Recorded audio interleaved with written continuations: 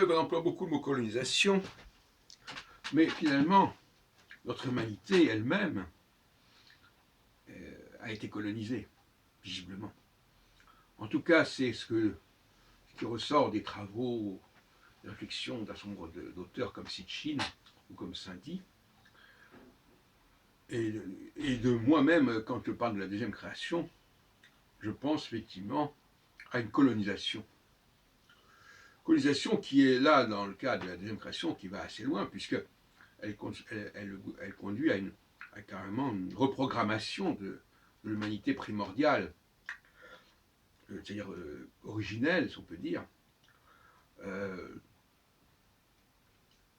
qui est attestée par l'archéologie, par la paléontologie, etc.,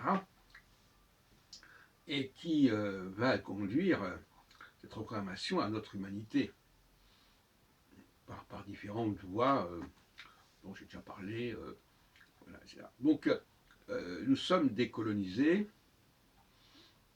nous sommes le résultat de la colonisation, une colonisation extrêmement intrusive, et qui fait que nous sommes des étrangers par certains côtés à notre propre planète, quelque part.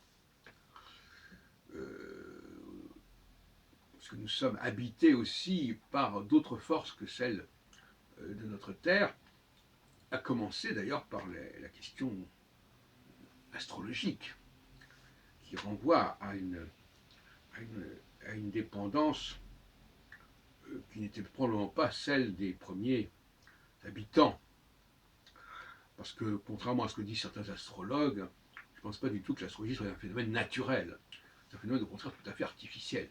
Même si ça correspond à des êtres humains et à des planètes, mais les connexions entre les deux sont de l'ordre d'une technologie qui nous échappe complètement aujourd'hui et qui permet aux hommes de scanner et de capter des informations et des messages du cosmos, en tout cas de notre système solaire.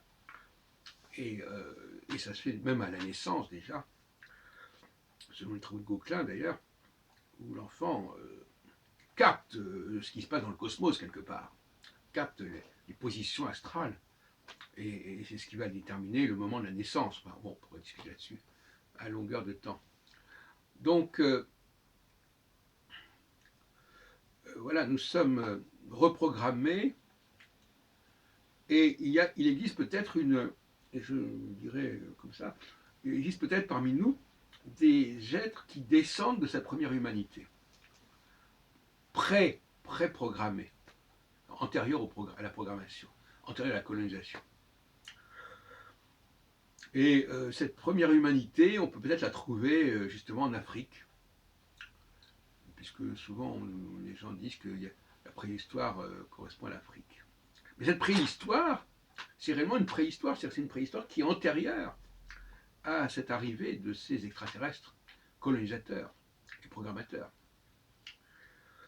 Là, c'est un clivage qui pourrait exister entre, d'un côté, les descendants d'une première humanité, qui serait peut-être à la fois à chercher en Afrique, mais aussi peut-être en Asie, et une nouvelle humanité qui serait plutôt blanche, et qui serait justement le résultat d'une intrusion génétique de grande ampleur.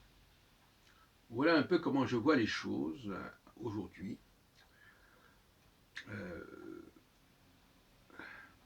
Alors on m'accusera de racisme, tout ce qu'on voudra, etc. Mais enfin, je pense que ces différences de races ne sont pas indifférentes.